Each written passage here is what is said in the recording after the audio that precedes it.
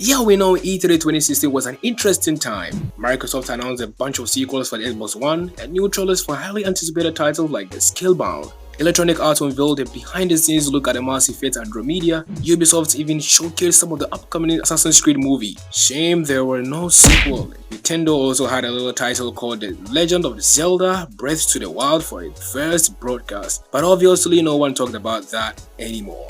All joking aside, E3 2016 was a pretty memorable time for Sony. It announced release date for The Last Guardian, which it debuted at E3 2009, unveiled Kojima Productions' next big game in Death Stranding, and even debuted Insomniac Games' upcoming Spider-Man title. But the event was notable for Santa Monica's next game. It started with an orchestral performance, then transitioned to a young boy playing figures, eventually showcased a familiar face, Kratos, the protagonist of the God of War, older, more rugged and reserved, but still containing the fury that made him Kratos. As he embarked on a hunt through the neighboring forest with the boy, it was revealed to be more than just a cinematic trailer. There was a gameplay, but not the hack and slash style fans had known and loved from the previous trilogy. This combat was more grounded and weightier, but still retained the signature brutality. Kratos didn't have his familiar blades of chaos, but there was the Leviant axe and his bare fist. And also by that time it was just a feast of sights and sounds. The recall of the axe, the troll battle, and the hunt for the deer, and the first kill by the boy to be Kratos' son ever made. The dragon and the wintry escape to close things out. Then the title reveal, God of War. Of the many reveals done over the years, this remains one of the best. More details emerged shortly after. This wasn't a reboot, but a follow-up to the previous God of War trilogy. While the previous game dealt with the Greek mythology, the new God of War had a Norse setting. Kratos had traveled to Midgard, married a woman called Faye, and had a son called Atreus. Kari Barlog, who last directed the God of War 2 in 2007, had returned in the same role for the new title, reimagining everything we knew about the franchise. While the overall reaction was overwhelmingly positive, there were more than a few negative responses, some even compared to The Last of Us due to the dynamic between the leads. Less than 2 years later, God of War launched for the PS4. And then over 3.1 million copies were sold in 3 days, setting a record as the fastest selling PS4 exclusive. It crossed 5 million copies in a month and was only the fastest selling game of the month, but contributed to be best selling console for April. Following its release earlier this year on PC, Sony confirmed that the title has sold over 20.4 million copies of March 2022. The critical response was similarly overwhelming. It received multiple awards from the Game of the Year separate categories for the direction, design, audio, visuals, narrative, animation, and performances. Even in terms of the user scores, it has a universal acclaim on Metacritic. It's an exceptional game, all said and done, and if you've played it, it's more than obvious why. But it's still worth looking back on and examining just how exceptional the entire experience was. We could break down the narrative and its themes of parenthood, moving on and making peace of the past while worrying about the future.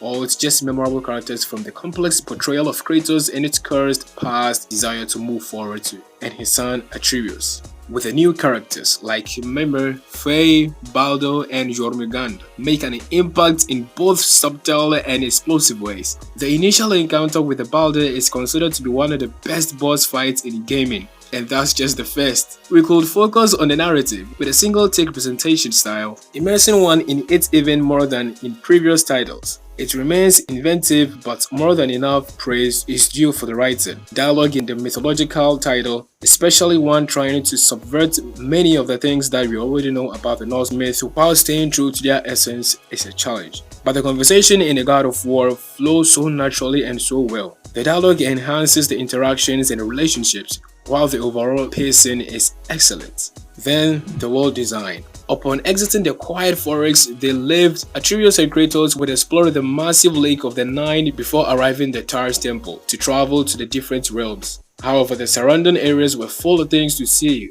from exciting mysteries and optional encounters to treasure. Unlike Horizon Zero Dawn, which was released a year prior, God of War wasn't a seamless open world. Instead, divided to multiple realms players had to load into. Nevertheless, its areas were massive and rife with secrets to uncover.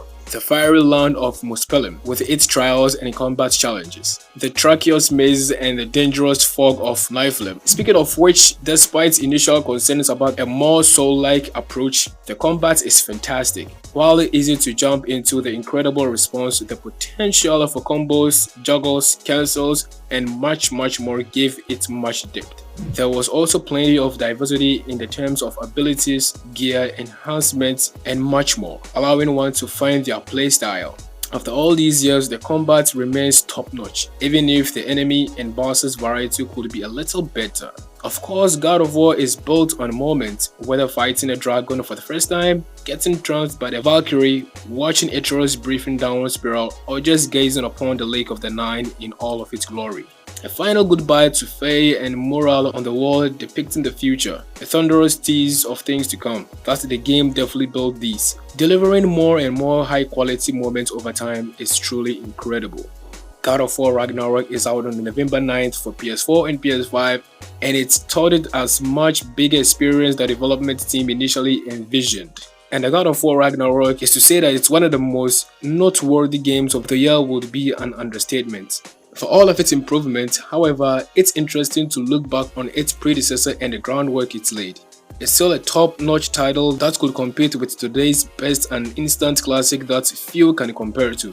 Even if you break down and appreciate each of its incredible parts, the sum is something more for making an unforgettable experience. And all in all, it actually took a whole lot of time to create this masterpiece, and no doubt it's not a failure. I know most of you watching this right now already pre-ordered the God of War Ragnarok. What do you think about the next game? And stick to TGT for more of this kind of content. Bye for now, see you next time.